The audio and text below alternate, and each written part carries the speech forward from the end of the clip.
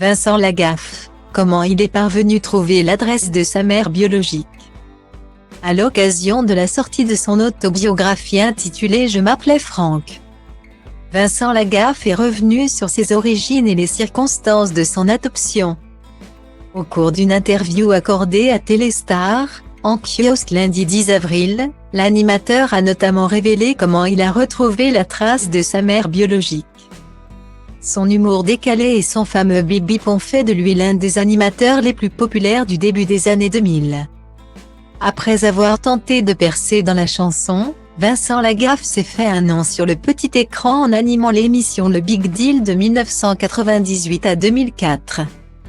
Aujourd'hui, l'ancien animateur star semble avoir définitivement tourné la page du Big Deal.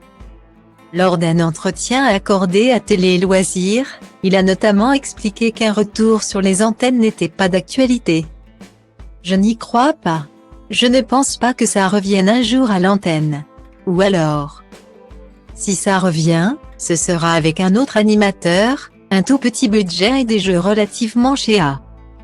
Vous savez, si c'est pour faire un sous-big deal, ça ne m'intéresse pas.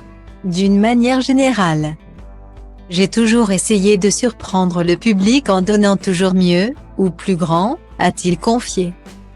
Derrière ses blagues potaches et sa bonne humeur indéfectible, Vincent Lagaffe cache une histoire compliquée. Marquée par l'abandon de sa mère. À l'occasion de la sortie de son autobiographie intitulée « Je m'appelais Franck », l'animateur est revenu sur sa rencontre avec sa mère biologique. En 2007, j'ai tourné mon film Le Baltringue à Rouen.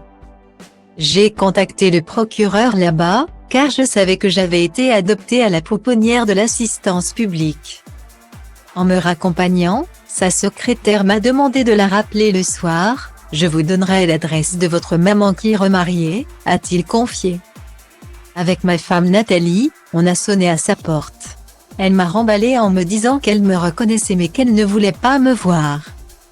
J'ai insisté au téléphone, elle a compris que je n'étais pas juste Lagaffe, que j'étais son fils.